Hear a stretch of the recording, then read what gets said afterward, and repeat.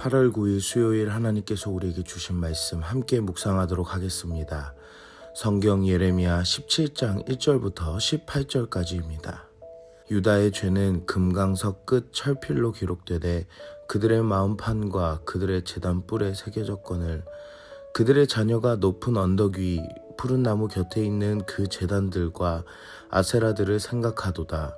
들에 있는 나의 산아, 내 온 영토의 죄로 말미암아 내가 내 재산과 내 모든 보물과 산당들로 노략을 당하게 하리니 내가 내게 준 내 기업에서 내 손을 뗄 것이며 또 내가 너로 하여금 너의 알지 못하는 땅에서 내 원수를 섬기게 하리니 이는 너희가 내 노를 맹렬하게 하여 영원히 타는 불을 일으켰음이라.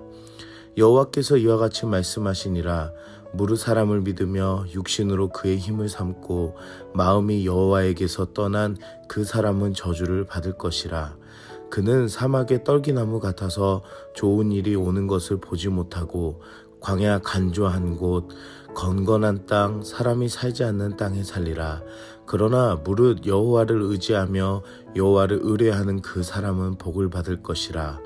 그는 물가에 심어진 나무가 그 뿌리를 강변에 뻗치고 더위가 올지라도 두려워하지 아니하며 그 잎이 청청하며 가무는 해에도 걱정이 없고 결실이 그치지 아니함 같으리라.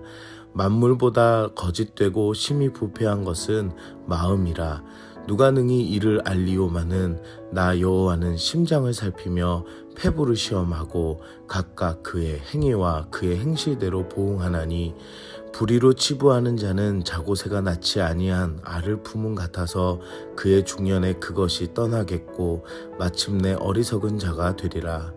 영화로우신 보좌여 시작부터 높이 계시며 우리의 성소이시며 이스라엘의 소망이신 여호와여 무릇 주를 버리는 자는 다 수치를 당할 것이라.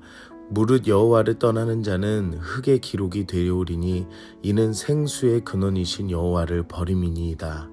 여호와여 주는 나의 찬송이시오니 나를 고치소서. 그리하시면 내가 낫겠나이다.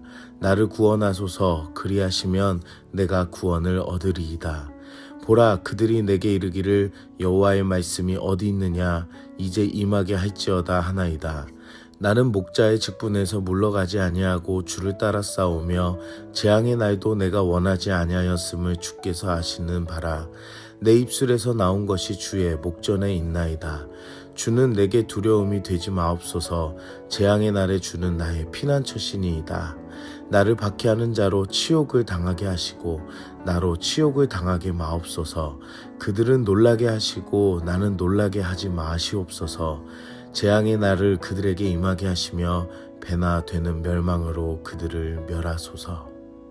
오늘 본문에서는 유다 백성의 극심한 죄를 면치 못할 것과 두 사람의 유형을 언급하시면서 유다의 마음의 죄악이 어디에 있는지를 다시 보여주시고 그 문제의 근원을 알게 해주십니다. 유다의 죄는 금강석 끝 철필로 기록되었다고 말씀하시면서 마음과 예배의 모습에서도 새겨졌다고 말씀하십니다. 이것은 지을 수 없는 죄악이며 그들의 마음에서와 경배하는 것이 우상 숭배가 가능한 곳이라면 어디에나 섬기는 삶의 한 부분이 바로 되었습니다. 또한 자신뿐만 아니라 대를 이어 부모의 유전자 그대로 자녀들도 그 모든 것이 전달되어짐을 볼 수 있습니다. 결국 이들은 원수를 섬기며 영원히 타는 불을 일으키시는 심판의 하나님을 마주할 것입니다. 사랑하는 성도 여러분, 하나님이 아닌 다른 우상을 섬기는 것이 얼마나 큰 죄악인지를 다시 생각해 봅시다. 또한 우리의 마음이 무엇을 추구하는가에 대해서 그 마음의 죄악도 자녀에게로 유전이 됨을 아시고 경계하는 여러분들 되시길 기도합니다. 오늘 본문에서는 두 사람을 일컬어 이야기하십니다. 첫째는 사람을 의지하고 육신으로 자신의 힘으로 사는 사람입니다. 유다는 주변의 나라인 애굽, 아수르, 바벨론들 이방 나라들을 의지한 것으로 설명됩니다. 이방 나라를 의지한 사람은 곧 하나님을 떠난 사람이며 저주받을 것이라고 말씀하십니다. 본문에서는 사막의 떨기나무에 비유하시면서 좋은 일이 와도 보지 못하며 지속적인 생명력을 얻지 못하는 광야의 메마른 곳과 것과 같은 환경이 될 것을 말씀하십니다. 둘째는 여호와를 의뢰하고 의지하는 사람입니다. 이 사람은 온 마음을 하나님께 의지하며 마음을 두는 사람이고 복의 대상이 됨을 말씀하십니다. 사람을 의지하는 사람은 사막의 떨기나무를 비유했다면 하나님을 섬기며 의지하는 사람은 물가에 심겨진 나무와 같이 어떤 상황에서도 생명력을 유지할 수 있다고 하십니다. 이유는 뿌리가 생수에 뻗치며 무성한 잎사귀가 청정하여 더위의 힘듦도 이겨내며 두려워하지 않음을 말씀하십니다. 오늘 본문에서 하나님께서는 이 두 종류의 사람에 대해 말씀하시면서 바로 마음을 강조하십니다. 오늘 말씀 9절에서는 우상 숭배를 벗어나지 못하는 것은 마음이라고 정확하게 말씀하시면서 하나님께서는 그 마음이 행동을 주관하기 때문에 그의 모든 마음의 행실대로 보응하실 것을 말씀하십니다. 하나님께서는 이 사실을 유다 백성이 기억하며 그들의 마음을 전적으로 하나님께 두기를 원하시지만 유다 백성은 자신들의 마음을 하나님께로 두지 못하며 악한 마음의 고집대로 행했음을 볼 수 있습니다. 마음에 따른 행실이 결국 모든 것을 잃게 하는 것처럼 팔레스타인 지역에 사는 자고새를 비유로 설명해 주십니다. 자고새는 10개에서 20개 정도의 알을 낳지만 그 알을 품고 부화가 되면 돌보지 않고 떠나버리는 습성을 오늘 본문에서 말씀해주고 있습니다. 자고새는 알을 낳지만 이후에 모든 것을 잃게 되는 것과 같은 허망함을 말씀하고 있습니다. 사랑하는 성도 여러분, 우리들의 마음이 어디를 향해 있는지 점검해 보시면서 허망하며 모든 것이 사라지는 어리석은 마음이 되질 않길 기도합니다. 12절부터는 예레미야의 기도입니다. 예레미야는 앞 단락에 언급된 하나님을 의지하는 자와 이방 민족을 의지하는 하나님을 버리는 자의 모습을 자신의 상황에 적용합니다. 예레미야 자신이 하나님을 의지하고 있음을 고백하며 높으신 하나님을 찬양하고 동시에 유다 백성은 하나님을 의지하지 않는 자가 되어 생수의 근원 되신 하나님을 버렸다고 고백합니다.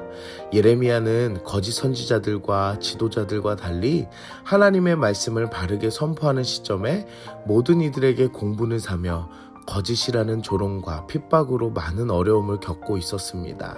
하지만 예레미야는 자신의 모든 상황을 기도로 간구합니다.